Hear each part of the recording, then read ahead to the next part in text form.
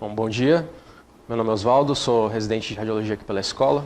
Gostaria de agradecer a presença de todos, especialmente os professores moderadores, professor Davi e professor Sun. Vou apresentar o artigo de hoje, cuja tradução do título para o português seria A obstrução do cólon no adulto, a etiologia, achados clássicos na radiografia e tomografia. Bom, dando início, as causas de obstrução intestinal podem ser divididas em obstruções do intestino delgado e obstruções do intestino grosso. Sendo que as principais causas mais comuns são as obstruções do intestino delgado. No entanto, o artigo de hoje ele se trata das obstruções do intestino grosso. Okay? Então, embora não tão comuns, são ainda condições de alta morbimortalidade se não tratadas prontamente. As principais causas da obstrução do cólon são o carcinoma e a diverticulite, e são mais comuns no paciente idoso, que é o tipo de paciente que apresenta com mais frequência essas condições. O principal ponto de obstrução, ele comete no cólon esquerdo.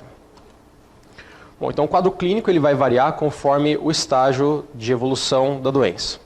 A obstrução ela leva a edema das alças intestinais, evoluindo com isquemia e eventualmente perfuração. Então o paciente pode apresentar desde dor, distensão abdominal e parada da evacuação, até sinais de peritonite no caso de perfuração. O quadro clínico ele vai variar conforme a idade também. O paciente idoso ele apresenta um quadro mais insidioso, por exemplo. As diferentes causas de obstrução também podem modificar o quadro clínico e a apresentação da doença. A competência da válvula iliocecal é outro fator que influencia no quadro clínico, pois nos casos em que a válvula iliocecal não é competente, há descompressão para o intestino delgado e, consequentemente, o paciente apresenta sinais e sintomas de obstrução do delgado também. Bom, com relação à perfuração, nós sabemos que a perfuração do intestino, do cólon, diante da obstrução, ele mais frequente ocorre no seco. O motivo disso é explicado pela lei de Laplace, que ela explica que uma estrutura tubular que está submetida a uma pressão interna, ela vai ter o ponto de tensão maior da parede naquele ponto de maior calibre. Ou seja, o ponto de maior calibre é o ponto de maior tensão da parede. E como no cólon o seco é o ponto de maior calibre, ele é o ponto que vai apresentar maior tensão e, consequentemente, vai apresentar mais perfurações. Então, o calibre normal do cólon ele varia até 6 centímetros e do seco até 8 centímetros. O risco de perfuração ele aumenta se o seco tiver com um calibre de mais de 9 a 12 centímetros. Esses valores eles variam bastante na literatura, mas os principais fatores para se considerar o risco de perfuração seriam, na verdade, a velocidade da evolução da doença e a duração dessa distensão, principalmente no seco. Bom, vou falar um pouco das modalidades diagnósticas e o papel delas no diagnóstico, então, da obstrução do cólon.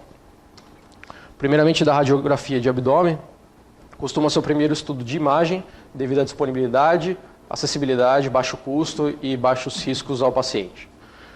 O objetivo, a princípio, seria de identificar o nível da obstrução e tentar observar sinais de complicação. Entre esses sinais, o principal sinal seria o pneumo peritônio. E a radiografia também permite inferir a causa da obstrução na presença de achados clássicos da radiografia. O artigo traz como sendo um exame de baixa especificidade, principalmente na diferenciação de obstrução e pseudo-obstrução. Lembrando que aqui nesse artigo eles tratam a pseudo-obstrução como sinônimo da síndrome de Ogilvie, que eu vou explicar mais à frente. Bom, então, para exemplificar, nesse caso, o paciente com carcinoma obstrutivo, ele apresenta a dilatação dos cólons com ponto de transição no sigmoide. Ele apresenta também ausência de dilatação no delgado e ausência de gás no reto, então levando a pensar num quadro de obstrução dos cólons com um paciente numa válvula iliocecal competente. O enema opaco. O principal valor é na diferenciação entre obstrução e pseudo-obstrução. Ele deve ser realizado com baixa pressão pelo risco potencial de perfuração das alças. O contraste a ser utilizado é o contraste iodado, pois caso haja um extravasamento para a cavidade, esse contraste é mais facilmente absorvido. E é um exame que ele é limitado em pacientes idosos, pacientes imóveis não cooperativos. Nesse exame, o paciente ele deve ser mobilizado frequentemente na mesa de exame, então, nesse caso, pode ser limitado. Para exemplificar, nesse caso, o paciente com uma pseudo-obstrução, ele ele permanecia com distensão de alças do cólon, apesar do uso de um tubo de descompressão retal. Esse paciente tinha sido submetido a uma cirurgia cardíaca. Foi realizado um enema opaco, que demonstrou perviedade dos cólons, pois nós podemos observar que o contraste foi capaz de progredir até o seco. Então ele não demonstrou nenhuma causa obstrutiva da luz que impedisse a progressão do contraste. Então o diagnóstico aqui acaba falando mais a favor de uma pseudoobstrução. A tomografia computadorizada é a modalidade de escolha na obstrução dos cólons. Ajuda a identificar o nível e a causa da obstrução, que pode ser intraluminal, mural ou extramural. Ajuda na identificação dos sinais de inflamação ou isquemia também da parede da alça, ou seja, ajuda a identificar os sinais de viabilidade das alças. O exame deve ser realizado com contraste iodado endovenoso na fase portal. O contraste retal pode ser utilizado e ele auxilia principalmente na identificação do ponto de transição do calibre, e o uso do contraste oral é controverso. Nesse exemplo, um paciente com adenocarcinoma apresentava um espessamento e irregularidade da parede do cólon na altura da flexura esplênica. Apresentava ainda uma marcada distensão proximal a esta lesão, sendo que distalmente a lesão, então ajusante, não apresentava mais essas dilatações. Ou seja, seria esse o ponto de transição do calibre de alças. Outro achado importante é o achado de pneumatose do seco. Então, nós podemos ver a presença de focos de gás no interior da alça intestinal. É um sinal de sofrimento de alça causado por isquemia e que pode levar a uma perfuração. E também adjacente ao seco uma pequena quantidade de líquido livre. Uma possível armadilha na tomografia é a diferenciação da pneumatose e pseudopneumatose. Na pseudopneumatose, o que ocorre é o gás que fica preso contra a mucosa da alça, ou seja, esse gás está dentro da luz. É o gás normal dentro da luz do seco, não representa doença. Então, é mais comum no seco e no cólon ascendente. E a diferenciação pela tomografia pode ser bem difícil. Aqui, nesse caso, eles explicam que para a diferenciação das duas condições, nós vemos que a pseudopneumatose ela é mais dependente do decúbito. Ou seja, nessa posição o paciente tem uma deposição, um efeito gravitacional do conteúdo da alça e o gás tende a subir e ficar próximo do nível hidroaéreo. Outro possível erro diagnóstico, no caso de obstrução dos cólons, é o sinal do cut-off sign, que representa uma distensão gasosa do cólon ascendente e do transverso, com uma interrupção abrupta na flexura esplênica. É um sinal frequente na pancreatite e pode ocorrer também no carcinoma gástrico, hemorragia da artéria esplênica ou rotura de aneurisma de aorta. Esse sinal é causado por uma infiltração do ligamento frênico-cólico. Então, o paciente com pancreatite aguda, frequentemente o processo inflamatório se estende, aqui no caso com líquido no espaço pararrenal, e extensão do processo inflamatório com infiltração deste ligamento. Isso promove uma contração ou um espasmo da flexura esplênica. Neste outro paciente, com o mesmo sinal, ele apresentava um estreitamento da luz com irregularidades da mucosa. Essa aparência no exame de enema opaco, ele é sugestivo de malignidade. Então, é interessante complementar com uma tomografia. Neste caso, foi realizada a tomografia e o paciente ele eventualmente evoluiu para a cirurgia e não foi observado nenhum tipo de malignidade, apesar desses sinais de irregularidade da mucosa. Bom, então passando para as principais causas de obstrução dos cólons, eu separei aqui em duas colunas. A coluna da esquerda são as causas mais frequentes, que somam cerca de 90% de todas as causas. Na direita são causas mais raras, tá ok? Vou falar um pouco de cada uma delas. Bom, então carcinoma é a principal causa, responsável por cerca de 60% dos quadros de obstrução do intestino grosso. O local mais comum de aparecimento, de causa de obstrução é no sigmoide, seguido da flexura esplênica. E as manifestações então vão depender da localização desse tumor. Nesse exemplo, é um scout de tomografia, o paciente apresentava uma distensão do cólon até o quadrante superior esquerdo do abdômen. Na tomografia, ele apresentava um espessamento assimétrico, irregular e de segmento curto de alça, associado a perfuração e um abscesso adjacente. Então, é importante essas palavras assimétrico, irregular, curto, são palavras que vão nos ajudar a diferenciar a lesão de origem neoplásica de uma lesão de origem inflamatória. Embora nesse caso não houvesse a presença do linfonodo pericólico, é um sinal importante para essa diferenciação também. Na presença desse linfonodo, com o diâmetro no menor eixo maior do que 1 centímetro, fala bastante a favor de tumor.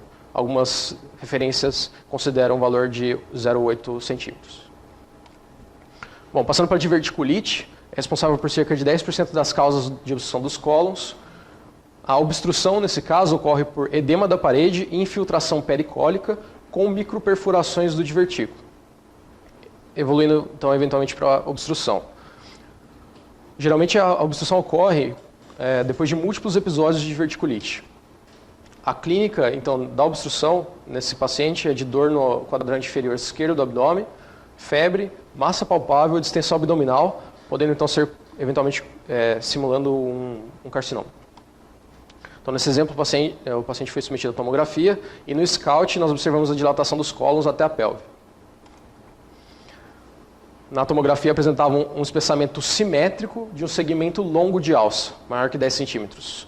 Observamos também a presença de divertículos, inflamação da gordura pericólica e líquido livre. Então, como eu disse, naquele caso que era irregular, o segmento curto, aqui nós vemos o segmento mais longo e o espessamento mais simétrico da alça, ajudando na diferenciação.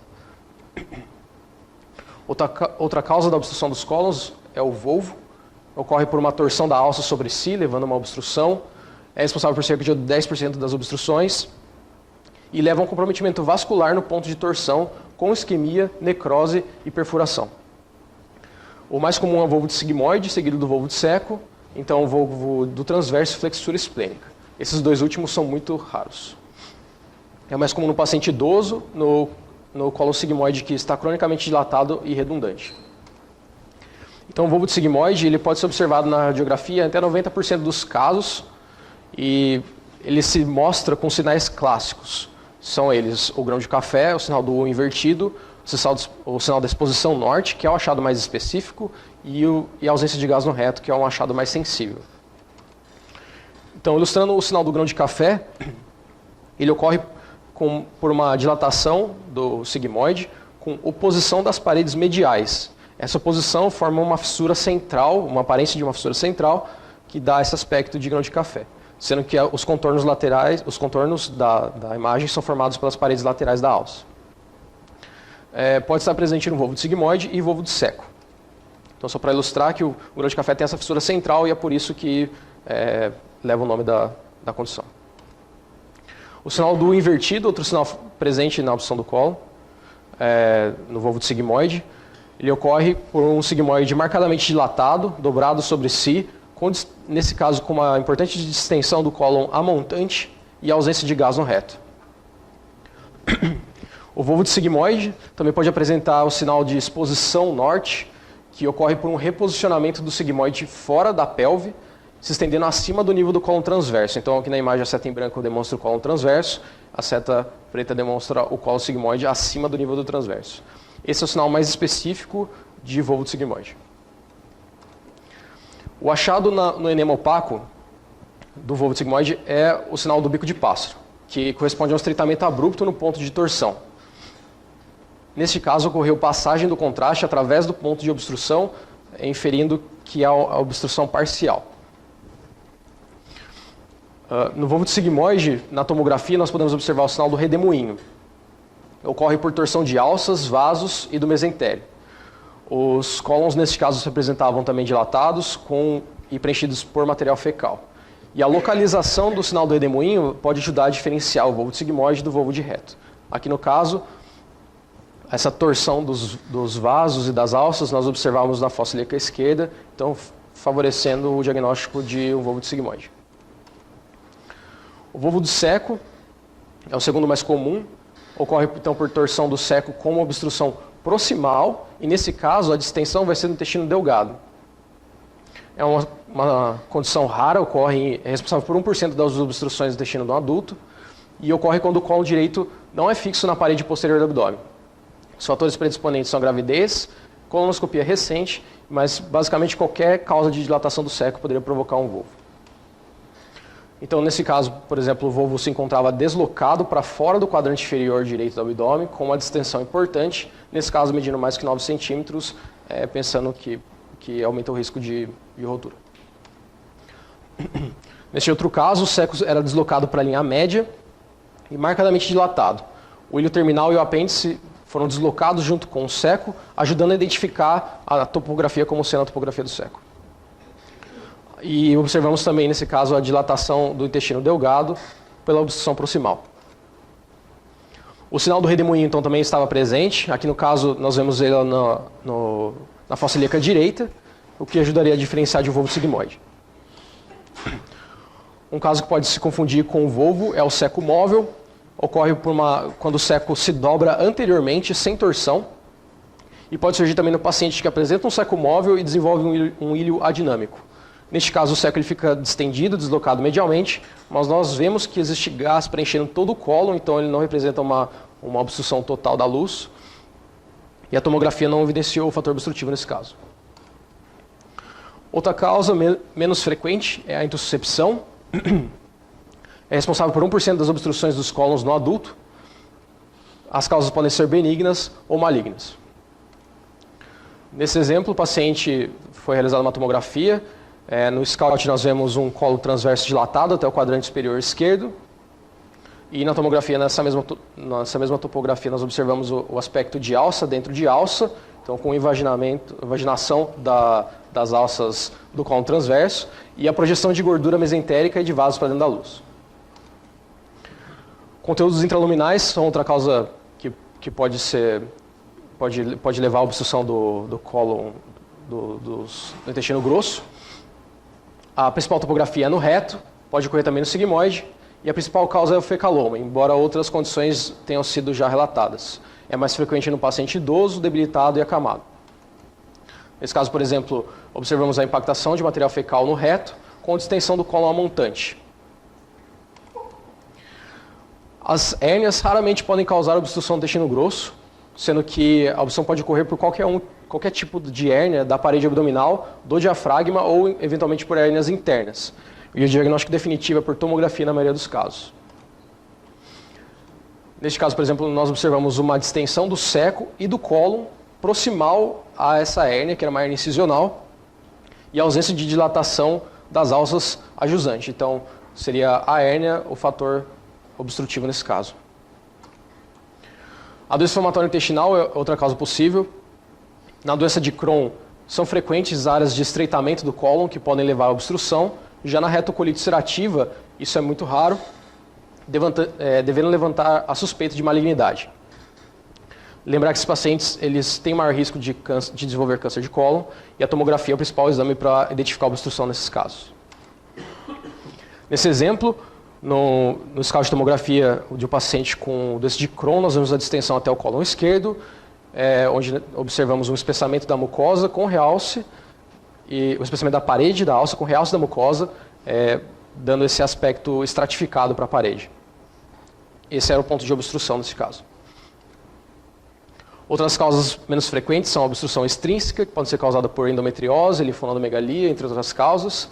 O enema pode demonstrar uma compressão extrínseca e a tomografia é o exame de escolha para a identificação desse tipo de alteração. As aderências podem causar obstrução dos cólons, mas é uma causa muito rara. E também o diagnóstico é feito pela tomografia, em que a gente evidencia a obstrução dos cólons, mas não evidencia um fator obstrutivo. Nesse exemplo, o paciente com metástase de adenocarcinoma de pulmão apresentava essa massa necrótica que levava a compressão e desvio do cólon descendente posterior, que se encontrava colabado na região das setas brancas. Passando para a pseudoobstrução, no artigo ele traz como sinônimo da síndrome de Ogilvie, que é uma interrupção da inervação simpática do cólon. Os sinais e sintomas são muito parecidos com o de obstrução colônica, mas neste caso não se observa um fator de obstrução mecânica. É mais comum nos pacientes idosos, hospitalizados, em estado grave. A perfuração do seco pode ocorrer, então deve ter atenção para essa situação. O tratamento costuma ser com neostigmina ou descompressão endoscópica, geralmente feita na presença de uma distensão prolongada. Uma maneira de diferenciar a pseudoobstrução da obstrução verdadeira, obstrução mecânica, através da radiografia, é fazendo o decúbito lateral direito. Então, nesse caso, o paciente era internado em estado grave, na radiografia anterior-posterior tinha uma dilatação difusa do cólon, e no decúbito lateral direito, nós vimos que o gás se estendia até o reto e dessa forma não representava uma obstrução mecânica que impedisse a passagem do gás. Nesse paciente nós observamos também distensão de todo o cólon, sem o fator causal evidente. E o ponto de transição, nesse caso, com uma alteração do calibre na flexura esplênica. Passando então para as questões que eu fiz com alguns casos aqui da escola, eu vou apresentar a questão e dar um tempo para vocês pensarem na resposta e depois eu apresento a resposta. Então, o primeiro caso é um paciente sexo masculino, 67 anos, com dor na fossa ilíaca esquerda há 15 dias, do tipo cólica, uma distensão abdominal e parada da evacuação, e apresentava uma massa palpável na fossa ilíaca esquerda. Nas radiografias, nós vemos uma distensão do seco e nós vimos as presenças de austrações até a região da flexura esplênica. A tomografia foi realizada após medidas clínicas, então não se evidenciava mais tanta distensão dos cólons. Na fossa ilíaca esquerda, se observava a presença de coleção com focos de gás extraluminal, uma importante densificação da gordura pericólica, e a presença de uma lesão, de uma massa, com um realce homogêneo, uma massa irregular, uma massa assimétrica, com a presença de coleção gasosa extraluminal. Então, diante desses achados, deixa vocês pensarem um pouco qual poderia ser o diagnóstico nesse caso.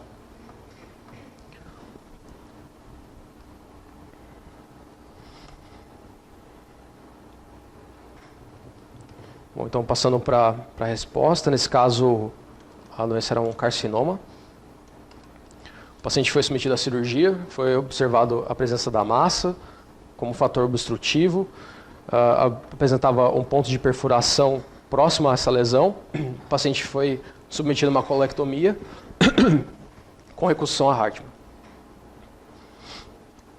Segundo caso, paciente sexo masculino, 56 anos, apresentava parada de eliminação de fezes e flatos há uma semana, com dor abdominal difusa do tipo cólica, um abdômen globoso e distendido, sem descompressão brusca. Então a pergunta aqui é qual o sinal radiológico e o respectivo diagnóstico.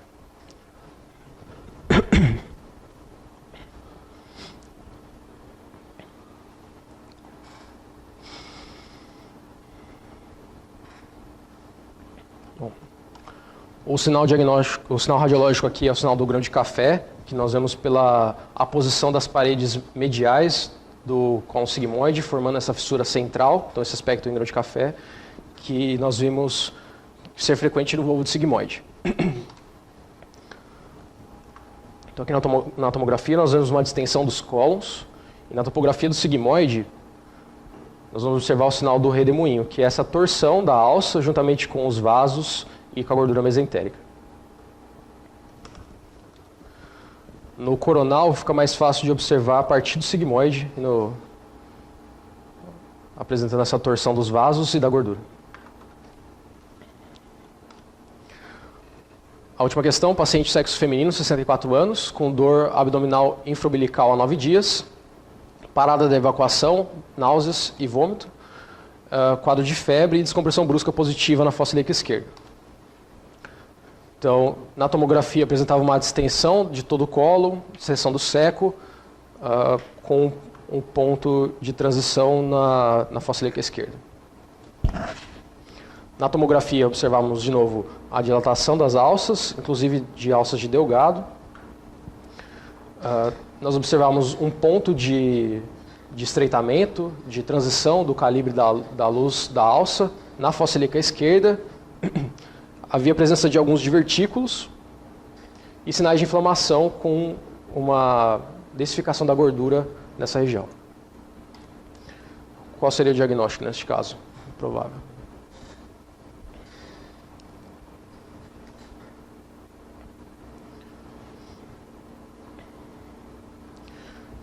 Neste caso, a diferenciação entre uma diverticulite e um carcinoma pode ser bem difícil. O diagnóstico foi feito de uma diverticulite, o paciente foi eventualmente submetido à cirurgia, que demonstrou então a doença diverticular com sinais de processo inflamatório e ausência de neoplasia neste material. É isso.